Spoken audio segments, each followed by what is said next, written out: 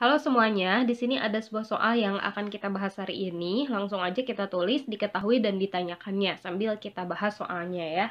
Jadi kita tulis dulu yang diketahui dan ditanyakan di sini. Kita mulai dari diketahui dulu.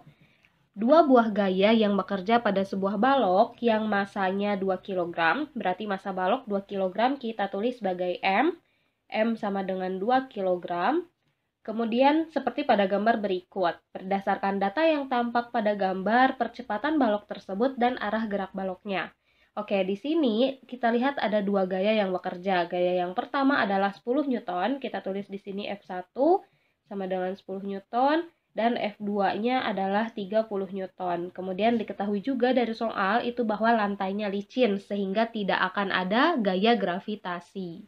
Oke, yang ditanyakan itu adalah percepatan dan arah gerak balok. Jadi ditanyakan di sini percepatan itu simbolnya adalah A dan arah gerak baloknya. Oke, di sini kita akan gunakan rumus dari hukum kedua Newton. Nah, rumus dari hukum kedua Newton itu adalah sigma F sama dengan M dikalikan dengan A.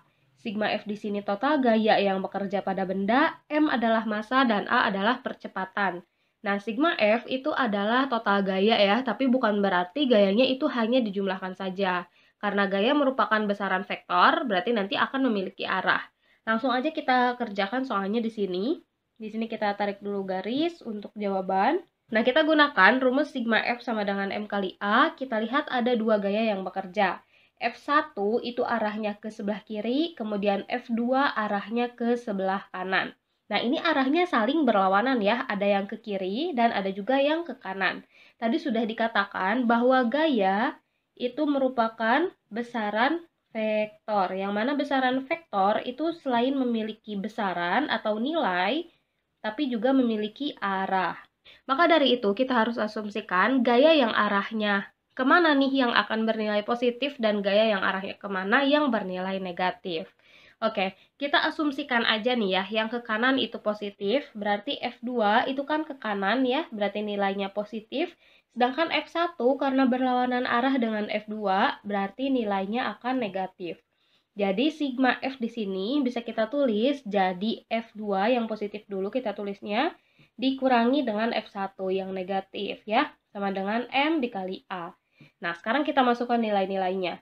F2 adalah 30 Newton, F1 adalah 10 Newton, massanya adalah 2 kg. A adalah yang ingin kita ketahui. 30 dikurangi 10 adalah 20, sama dengan 2 dikali A.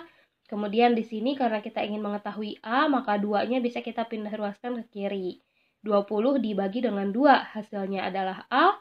20 bagi 2 adalah 10, jadi A-nya atau percepatannya adalah 10 meter per second kuadrat. Nah, sama seperti gaya, percepatan juga merupakan besaran vektor. Nah, di sini percepatannya bernilai positif ya, meskipun tidak ditunjukkan. Sehingga kita lihat yang nilainya positif itu arahnya kemana? Ke kanan.